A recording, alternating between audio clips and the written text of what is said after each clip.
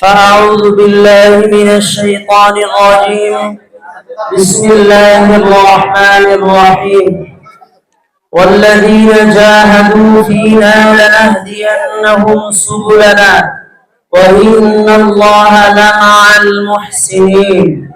আমাদের পূর্বপুরুষরা, আমাদের আকাবিরিনরা তারা যে কোরবানি দিয়েছে, তাদের কোরবানিগুলোকে স্মরণ করার জন্যই মূলত আজকের এই অনুষ্ঠানটা। পরিশ্রমের বদৌলতে, তাদের রক্তের বদৌলতে আজকে এই স্বাধীন দেশে আমরা বসবাস করতে পেরেছি এবং আমরা সেই ইংরেজদের কুনজর থেকে আমরা এই দেশকে স্বাধীন করতে পেরেছি। মূলত হলো 1600 খ্রিস্টাব্দে যখন ইংল্যান্ড থেকে, লন্ডন থেকে সেই ইংরেজরা ইস্ট ইন্ডিয়া কোম্পানি নামক তার উপর ভর করে যখন এই ভারতবর্ষে এসেছিল, তাদের উদ্দেশ্য ছিল যে ইস্ট ইন্ডিয়া কোম্পানি নামক ব্যবসা করবে। কিন্তু দেখা গেল সেই 1757 খ্রিস্টাব্দ পর্যন্ত প্রায় 157 বছর তারা এই দেশকে শোষণ করে নিয়েছে, শাসন করেছে।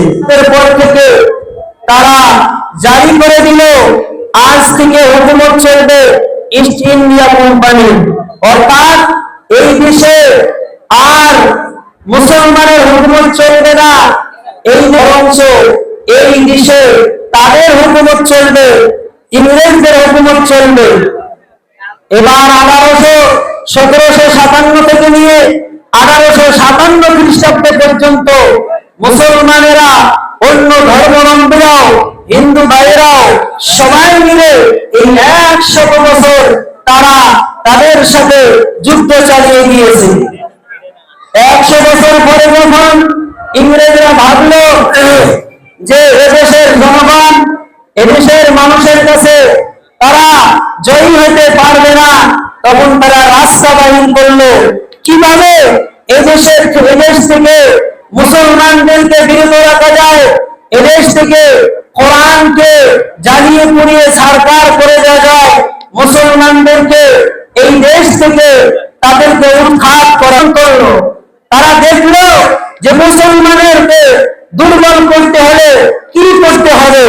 তারা প্রথমত সেই 1961 খ্রিস্টাব্দে তারা কি করলো, ওই তৎকালীন জমানায় হাতে কোরআন শরীফ লিখত।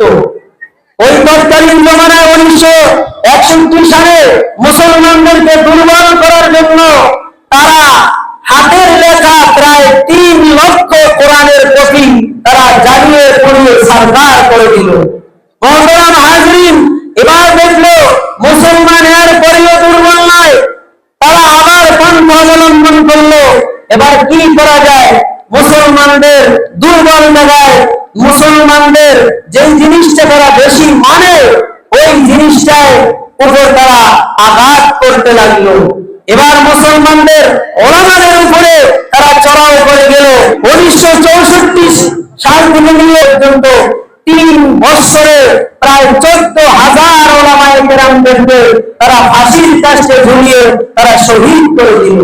শুধু তাই নয় মুহতারাম হাজরিন, এমনকি তারা সেই তৎকালীন জমানায় মালগাড়ি, রেলগাড়ি যে ছিল, রেলগাড়ির মালগাড়ির ডিব্বার ভিতরে আলিম ওলামাদেরকে ভরিয়ে তারা লাগিয়ে একটানা 15 দিন পর্যন্ত এই রেলগাড়ি চালিয়ে দিল। পরে যখন দরজা খুলে দেখলো সমস্ত ওলামায়ে কেরাম ডাব্বার ভিতরে পচে মরে গলে গিয়েছে।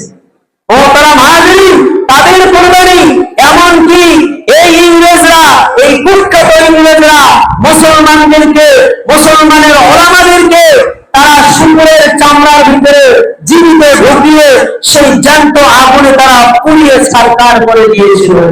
মুহতারাম হাজরিন, শুধু তাই নয়, এই দেশটাকে আমরা স্বাধীন দেশ পেয়েছি, আজকে আমরা এই দেশে টুপিদারি জুম্পানি আমরা ঘুরতেছি, এমনি নয়, এদেশে সবাই কোরবানি দিয়েছে, হিন্দু মুসলিম বৌদ্ধ খ্রিস্টান সকলেই মিলে এই দেশকে স্বাধীন করেছে আমাদের আকাবিররা, তাদের অবদানের শেষ নেই।